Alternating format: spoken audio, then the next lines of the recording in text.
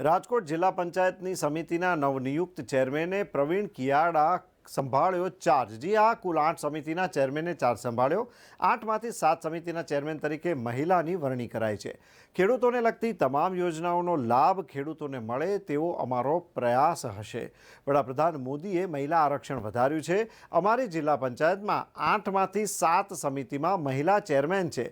ગ્રામ સડક યોજના અને જિલ્લા આરોગ્ય કર્મીના પ્રશ્નોનો જલ્દી ઉકેલ કરવામાં આવશે।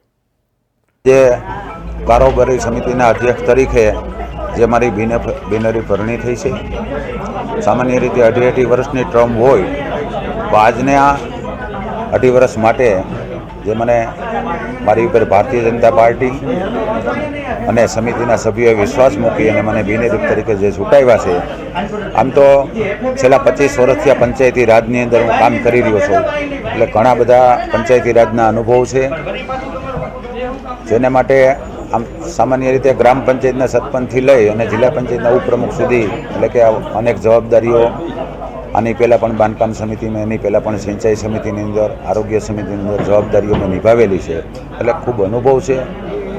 સામાન્ય રીતે જિલ્લામાંના છેવાડાના માનવી સુધી જિલ્લાનો વિકાસ પહોંચે, કેન્દ્ર અને રાજ્ય સરકારની ખૂબ મોટી ગ્રાન્ટો આવતી હોય છે।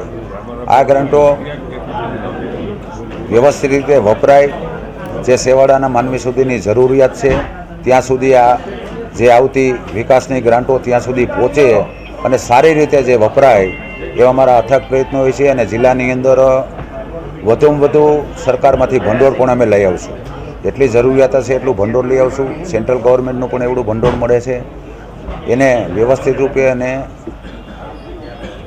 વપરાય એના માટેના અમારા અથાગ પ્રયત્નો હોય છે। અધિકારીઓએ પણ અમારા અત્યારે અમારા ડીડીઓ તરીકે દેવ ચૌધરી સાહેબ પણ ખૂબ એલર્ટ છે અને ખૂબ કામગીરીને ઝડપીના વિકાસ કાર્યની અંદર કામ કરાવી રહ્યા છે।